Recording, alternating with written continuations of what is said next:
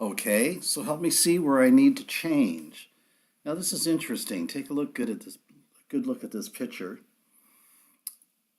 And I said before, new research in the field of mind-body connections indicates that how we handle negative life experiences, that's going to determine our health and our ability to get what we want out of life.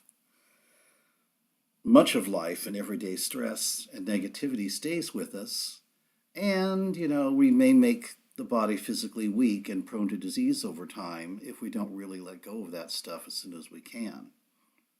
It literally lowers the immune system's will to live.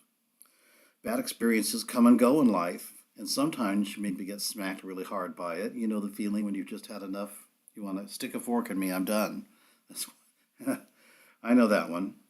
Most people when they go through life, they will experience one or more big traumas or losses, such as a divorce or the loss of a loved one. When this happens, our body can go into shock or numbness as a natural defense, right?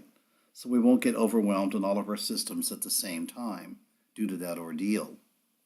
The shock and the numbness gives us a cushion of space while we sort out our feelings and what we feel and what we need to do in order to respond to what happened. If our feelings and emotions don't get processed in a healthy way, then they sink into the memory of the cells of the body, and we get to stay in that numbed state longer and longer. Think about that. Sooner or later, the emotions will start to come to the surface, and when that happens, many people choose something that will make them numb again, such as food, drugs, alcohol, gambling, sex, stealing, or hundreds of other distraction-type painkillers. I'll say that again. Hundreds of other distraction-type painkillers. All right, so here's what's at stake. If you ignore the unresolved emotions, you never get to be happy at the highest levels. When you have anger and resentment lingering in you, you're not really fully happy. When we refuse to resolve these emotions, we carry them with us, and each time they resurface, we return to the numbing device of our choice. NDT helps stop this particular cycle of going numb all the time. Now, I'd like to mention a couple of things before we go to the next slide. The woman in the next slide in the video has been sick for 15 years.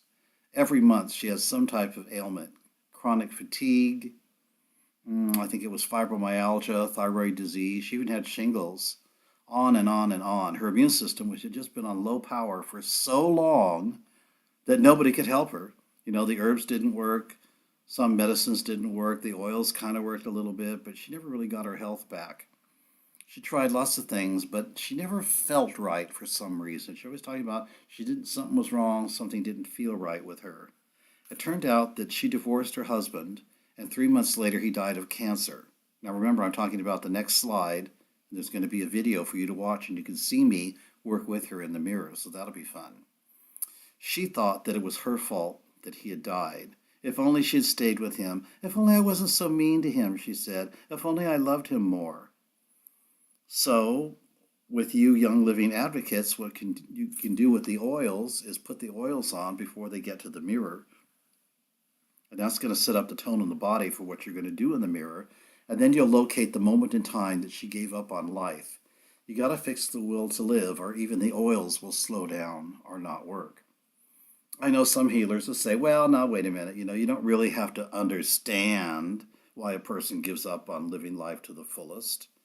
But I believe there are many deeper levels that could be cleared, otherwise it'll cheapen the healing and cover up much of the damage that we have done ourselves. So let's take a look at the video.